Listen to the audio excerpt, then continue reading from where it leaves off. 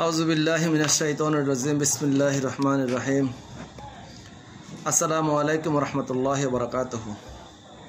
তো আজকে আমি কথা বলবো ডেস্টিনি বিষয় নিয়ে। ডেস্টিনির ৪৫ লক্ষ বিনিয়োগকারীর পক্ষ থেকে আমি একজন বিনিয়োগকারী, আর বিশেষ করে আমি জনাব রফিকুল আমিনের একজন, আমি ওনাকে খুব ভালোবাসি, শ্রদ্ধা করি এবং পছন্দ করি। আমার গুরু হিসাবে ওনাকে আমি মানি। সেই বিষয় নিয়ে আজকে একটু কথা বলবো। আমরা হয়তোবা আমাদের ডেস্টিনির সর্বশেষ আপডেট অনেকে জানি, অনেকে জানি না। সর্বশেষ আপডেটটা হলো আমাদের মাল্টিপারপাসের যে মামলাটা, সেটা কিন্তু রায় অলরেডি শেষ হয়ে গেছে বহুত আগেই। সেটার বিষয়ে স্যারে যাবেন, শেষে যাবেন পাইছে, 1 বছরের জন্য সময়সীমা বাজিয়ে দিছে। সেটা সেই অবস্থায় আছে, ওটা নিয়ে কোনো আমাদের এখন সমস্যা নাই। এখন আমাদের যে সমস্যাটা বা স্যার বাইরে হইতে পারতেছে না, সেটা হলো টি প্লান্টেশনের মামলার সর্বশেষ পর্যায়ে আছে। 117 থেকে 20 জনের সাক্ষী নেওয়া হয়ে গেছে। সাক্ষী এখন তদন্তকারী কর্মকর্তাদের জেরা বা আগ্রমেন্ট যেটা আপনার বলি, সেটা এখন হবে। আর অল্প সময়ের ভিতরে ইনশাল্লাহ রায় চলে আসবে। তো এই পর্যায়ে আছে। আর রাষ্ট্রের পরিবর্তন হওয়ার সাথে সাথে আমরা অনেকে আশা করছিলাম যে স্যারকে আমরা অতি দ্রুত পাচ্ছি, কিন্তু আমরা সর্বোচ্চ চেষ্টা ম্যানেজমেন্ট করছে। সুপ্রিম কোর্টে আমরা গত 1 তারিখ থেকে 6 তারিখ পর্যন্ত যথেষ্ট দৌড়ঝাঁপ দেওয়া হয়েছে, কিন্তু কিসমত আমাদের এমন, আমরা স্যারকে মুক্ত করতে পারি নাই। আইনি কিছু বিষয় রয়ে গেছে। যাই হোক, সুপ্রিম কোর্ট বন্ধ, আমাদের নিম্ন আদালত চলমান। এখন যেখানে আমাদের টি প্লান্টেশনের মামলার বিচার রায়ের দিন হবে, সেখানে কিন্তু আবার আমাদের বিচারক ছুটি নিয়ে গেছে প্রায় 14-15 দিনের জন্য, যার কারণে আমরা আগামী মাসের 2 তারিখ আমরা আবার স্যারকে কোর্টে পাবো। তো আমি আপনাদের সকল বিনিয়োগকারীদের উদ্দেশ্যে একটা কথা বলবো। আমরা কিন্তু দেখতেছি আমাদের মাঝে কিছু মানুষ বিভ্রান্ত ছড়াইতেছে। বিশেষ করে স্যারের ভাতিজা, আমরা যাকে চিনি, আশরাফুল আমিন, আমাদের ডেস্টিনি 2000 লিমিটেডের শেয়ার হোল্ডার। কিন্তু উনি মাঝখান দিয়া উনি কোম্পানির শেয়ার হোল্ডার ঠিক আছে, কিন্তু উনি কিন্তু কোম্পানি বাদ দিয়ে যায় উনি কিন্তু আপনাদের এই আমার বাজার তৈরি করছে বা ইন্স্যুরেন্সে কাজ করছে। উনি কিন্তু মাঝখান দিয়ে ছিল না এবং ডেস্টিনি নিয়ে আর স্যারকে নিয়ে বিরূপ মন্তব্য করছে। এখন এসে আবার সে মানুষকে ডাক খোঁজ দিতে আছে, একটা গ্রুপ তৈরি করতে আছে। কিন্তু এখন উনি যেই দলের সাথে যে সম্পৃক্ত হয়েছে, আপনারা ওই একটু খেয়াল রাখবেন, ওই দলটা কিন্তু স্যারের সাথে স্যারের পক্ষের লোক না, বা স্যারকে টিকে রাখা, স্যার রফিকুল আমিনকে দিয়া রফিকুল আমিনকে মাইনা কিছু করার লোক না। ওরা অনেকবারে চেষ্টা করছে, বিভিন্ন নামে বেনামে তারা লাইসেন্স নবায়ন করার চেষ্টা করছে, অ্যাকাউন্ট খোলার চেষ্টা করছে, কোর্টের থেকে বোর্ড পারমিশন নিয়ে এসে কাজ করার চেষ্টা করছে, মাল্টিপারপাসের কমিটি করার চেষ্টা করছে, অনেক কিছু করছে তারা। কোনো কিছুতেই স্যারে কিন্তু বাধা দেয় নাই। স্যার বলছে তারা তাকটা করুক, কিন্তু সত্য কথা কি, আজও পর্যন্ত তারা কোনো কিছু করতে পারে নাই। আপনাদেরকে বলি, স্যারের অনুমতি যেটাতে আমরা পাই, সেটাতে আমি সুলেমান মির্জি সহকারে আমরা স্যারের পক্ষের কিছু লোক সৈনিক হিসাবে আছি। আমরা যেটা মনে করি, রফিকুল আমিনকে ছাড়া কোনো কিছুই সম্ভব না এই ডেস্টিনি 2000 লিমিটেড। এখন আপনারা বলেন, একটা পিঁপড়ার মাথা যদি একটা নারকেল উঠিয়ে দেয়, তাহলে কি পিঁপড়া বাঁচবে না মরবে? এখন কিছু লোক এসে ডেস্টিনির নামে লাইসেন্স নবায়ন করছে, যেই মানুষের নাম দিয়া। এই লোক আমি মনে করি একটা পিঁপড়ার সমানও না ডেস্টিনি 2000 লিমিটেডের কাছে। তাহলে এর মাথা নারকেল নিচে মারা যাইব। তো মারা যাওয়ার সময় এসে গেছে, কারণ বেশি সময় নয়, হয়তো বা স্যার ইনশাল্লাহ বাইরে আসবে। কারণ এটা আপনারাও বিশ্বাস করেন যে সব কিছুর একটা শেষ আছে। ওনার সর্বোচ্চ 12 বছর যদি আমরা হিসাব করি, তাহলে আগামী মাসের 11 তারিখ পর্যন্ত ওনার সর্বোচ্চ 12 বছর পূর্ণ হয়। তো 12 বছর পূর্ণ হয়ে গেলে ওনাকে কোনো প্রকারে জেলে রাখার সুযোগ নেই, কোনো আইনেই নাই। এখন আইন ছাড়া যদি রাখে, সেটা আর একটা বিষয়, কোনো আইনে নাই। এই হলে একটা বিষয়।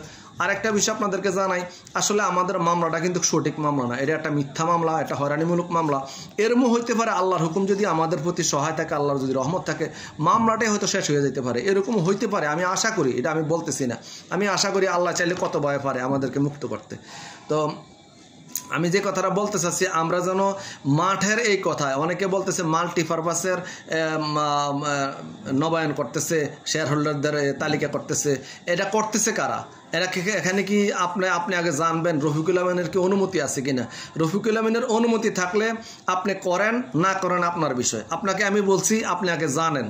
এখন যেই কাজ করতে আসবে, আপনাদের কাছে আমার প্রশ্ন একটাই, মতামত আপনি যারে ইচ্ছা তারে মানেন, সেটা আমার দেখার বিষয় না। কিন্তু আপনার কাছে আমার একজন বিনিয়োগকারী হিসাবে বা রফিকুল আমিনের একজন ভালোবাসার মানুষ হিসেবে আমার প্রশ্ন হইল, আপনি শুধু জিজ্ঞাসা করবেন এই কাজটাতে, এই কথাটাতে রফিকুল আমিনের অনুমতি আছে কিনা। যদি বলে অনুমতি আছে, তাহলে আপনার বিষয়, যদি বলে অনুমতি নাই তাহলেও আপনার বিষয়, আপনি চয়েস আপনার, আপনি কি অনুমতির সাথে থাকবেন না অনুমতি বিহীনের সাথে থাকবেন। এখন কিছু মানুষ আছে রফিকুল আমিনকে বাদ দিয়ে অনেক চিন্তা ভাবনা করতেছে, এখন তাদের চিন্তাধারার মতন তারা করতেছে, কার ভিতরে কি আমরা তো জানি না, কিন্তু আমি কারো ভিতরেটা বলতে চাচ্ছি না। আমি বলতে চাচ্ছি রফিকুল আমিন যেহেতু জিন্দা আছে, এখনও জীবিত আছে, উনি প্রত্যেক সপ্তাহে উনি কোর্টে আসতেছে, আমরা ওনার সাথে কথা বলতেছি, ওনার অনুমতি নিয়ে আমরা যেটুকু পারতেছি সেটুকু করতেছি। এটা কারো কাছে পছন্দ হোক আর না হোক, এটা ভালো হোক আর খারাপ হোক, সেটা আমার দেখার বিষয় না। আমার কথা হলো আমার গুরু যেভাবে গাইডলাইন করতেছে, আমরা আমাদের সেন্ট্রালে যারা আছে ইঞ্জিনিয়ার শহীদ ভাই সহকারে, আরিফ ভাই সহকারে, আরও অনেকে আছে, আমরা স্যারের কথা মতন কাজ করতেছি। এখন এটা কি সঠিক না ব্যাঠিক এটা আমার দেখার দরকার না, আপনাকে ডিসাইড করতে হবে আপনি কার সাথে থাকবেন, কি রফিকুল আমিনের সাথে থাকবেন না প্রতারক চক্রের সাথে থাকবেন। অনেক প্রতারক চক্র এখানে আমরা দেখছি গত 12 বছরে, আমি নাম ধরে এতগুলো নাম বলতে গেলে অনেক লম্বা সময় লাগবো, আপনারাও দেখছেন। এই যে মাল্টিপারপাসের কমিটি করছে গত 2-3 বছর ধরে, শুনতেন আছেন, কিছু করতে পারছে পারে নাই, শুনছেন আপনারা সফটওয়্যার চালু করছে, এটা একটা ভুয়া কথা পাইছেন আপনারা, এটা আপনাদেরকে ভুয়া কথা দিচ্ছে আপনাদেরকে, এরপরে লাইসেন্স নবায়ন করছে, ভুয়া অ্যাকাউন্ট করছে, অনেক কিছু করছে ভুয়া, অনেক কিছু কইরা কিন্তু মানুষের থেকে টাকা পয়সা নিয়ে অনেকে মানে ধান্দা ফান্দা করে অনেকে চলতেছে বা চলে, আমি সেটার দিকে যাব না। আমরা আমাদের শ্রম ঘাম মেধা অর্থের বিনিময়ে আমরা রফিকুল আমিনকে সাথে স্যারের সাথে যোগাযোগ করে, আমার গুরুর সাথে যোগাযোগ করে মামলা চালানোর যত পয়সা আছে স্যারের সাথে যারা আছে তারা কিন্তু এটা কন্ট্রিবিউশন করতে আছে। আর যারা অন্য লাইনে আছে তারা কি কখনো কোনো এই যে ডেস্টিনির যে এতগুলা মামলা চলতে আছে, কোন মামলাটার পিছনে কে 10 টাকা ব্যয় করছে, একজন এসে রফিকুল আমিনের সামনে দাঁড়িয়ে বলতে বলেন।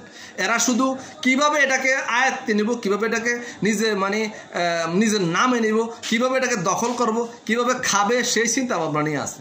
তো যাই হোক, আমি সবাইকে অনুরোধ করব, আমি ভিডিওটাতে এই জন্য আসলাম, আমার ফেসবুক আইডি তো আপনারা অনেকে অ্যাক্টিভ আছেন, আপনারা সঠিক তথ্য পাইতে হইলে আমার এই ফেসবুক আইডির সাথে আপনারা ফলো দিয়ে পাশে থাকবেন। আর আমার ইউটিউব চ্যানেলে যদি আপনাদের সঠিক তথ্য পেতেছেন আপনারা, তাহলে আমার ইউটিউব চ্যানেলটা সাবস্ক্রাইব করে বেল আইকনটা আপনারা দিয়া তারপর আপনারা আমার সাথে থাকবেন। আর এই ভিডিওটা আপনাদের কাছে যদি ভালো লাগে, আমার এই কথাগুলো যদি রফিকুল আমিনের পক্ষে বলে থাকে, তাহলে আমি অনুরোধ করবো সবাই দ্রুত ভিডিওটা ছড়াইয়া দেন, সবার কানে কেন জানতো জায়গা।